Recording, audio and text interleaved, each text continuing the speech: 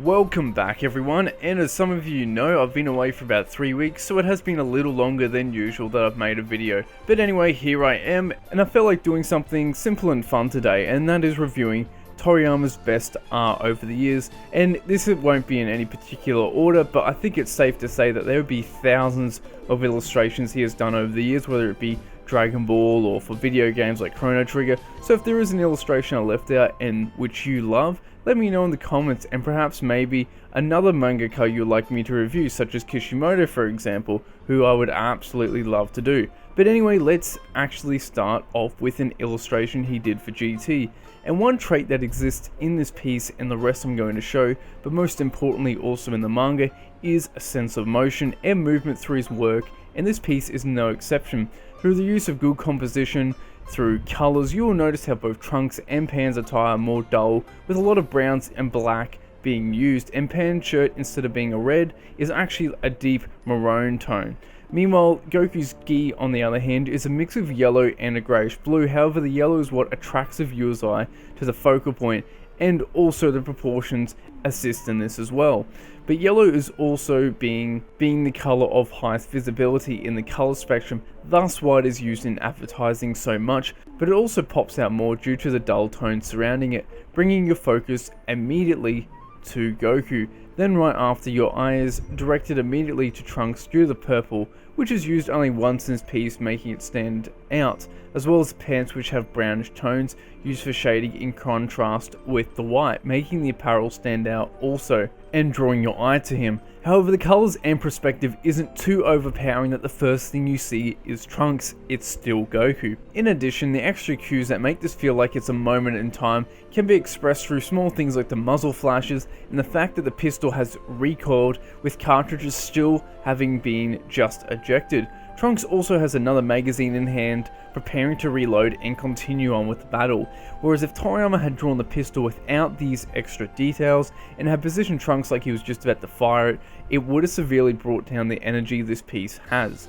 Your eye is then either drawn to the eye of the monster due to being a very saturated red colour compared to the duller tones used. However, her shirt is more of a maroon red, as I said before, and her bandana is also shaded out with brown instead of using bright tones, as well as being drawn further in the back of the group, so the viewer's eye isn't instantly drawn to her first, but at the same time isn't completely ignored either due to the reddish tones being used, which attracts your eye, creating a perfect balance in this piece. In addition, once browsing at the character, your eye follows the path directly to the boot due to the use of a brighter red in contrast to the rest of the clothing, and the path your eye takes due to the excellent use of colours, proportion and unity is what adds to the movement of this piece. And like Trunks, you can see her leg is actually retracting, showing she has just kicked him, giving that feel of action like this picture is moving in a sense. Now if Toriyama had used the same bright reddish tones for her shirt and a bright orange for her bandana, and used the maroon tone for her boot, or made both bright, it would have removed the focus away from the attack and possibly made her the first thing that you look at. Red, specifically brighter shades of it, also represents anger, so the fact that it was used for the eyes of the monster and a bright red at that adds further to the excellent visual communication this piece has. And finally, what also unifies this piece and creates a pleasant design is the adherence to the 70-30 rule. So roughly 70% of the colours in this picture are dull tones with a lot of green. Meanwhile, 30% of the colours are bright tones, such as the clothing, the eyes, the hair, etc. Thus why these characters stand out so much from the background, even though the background is very detailed and can seem somewhat chaotic even at first glance. And on a side note, I really love the bluish highlights used, as well as the tones used for shading on both Trunks and Pan. The brown in conjunction with the black creates excellent contrast of light and also signifies even the material or feel of the clothing being worn.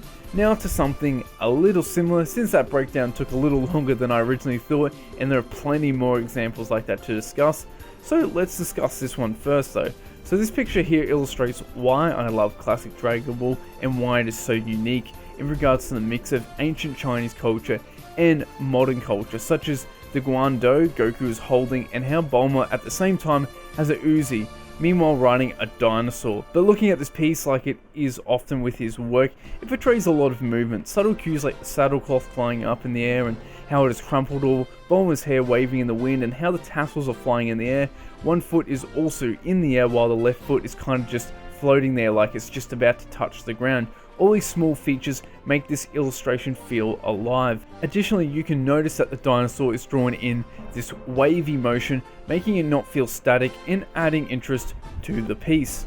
The colors also feel unified, using a triad color scheme with a decent amount of light purplish tones, pinkish red tones, and brownish yellow and green tones. Now, I decided to take a look at some more of his work besides Dragon Ball, and for this one, I'll be looking at some of his work from Chrono Trigger. So once again, like the GT piece, you have a lot of movement expressed throughout this piece, and forgive me if I don't always call these characters and creatures by their lore names in the game, but so instantly your eye focuses on the two rats positioned closest to the viewer, with pinkish red tones being used, drawing your eye to them immediately. As I said, red is always effective for that. Then your eye is drawn to Chrono, again due to the reddish and orange tones being used for his hair. Then may briefly be drawn to the light from the lamp and the little creatures in the wall, partly due to the purple tones used for him, which are also hardly used at all in this piece and are quite bright in comparison to the cave walls surrounding him, making him just a little more noticeable. Then you come past Robo to the centipede with its bright purple tongue, which stands out considerably in contrast with the dark greyish tones used for his body. Then as your eye continues to travel, it catches this little rat, which then helps draw your eye to the tunnel, taking the viewer on a journey when gazing at this illustration. This is also illuminated by Toriyama's excellent placement of colour and the balance of it. Using too much red or purple would take your attention away from the intended path, showing Toriyama's efficiency with colour and the amazing benefits it can provide in creating movement. Now this piece isn't as complex as the last one, but I'm bringing it up simply because it's one of my favourites and one that I redrew myself some time ago. But the reason I love this piece is simply the intensity to Goku's face, and you see a lot of angry Goku by different artists on social media, but this one you can really feel the intensity, and one feature that assists in portraying this is his hair spiking up, which was done a lot in the Saiyan arc, as well as earlier sagas whenever he got angry. But additionally, the expression portrayed is also due partly to the placement of colour to define form around the cheekbone and under the eyes, etc.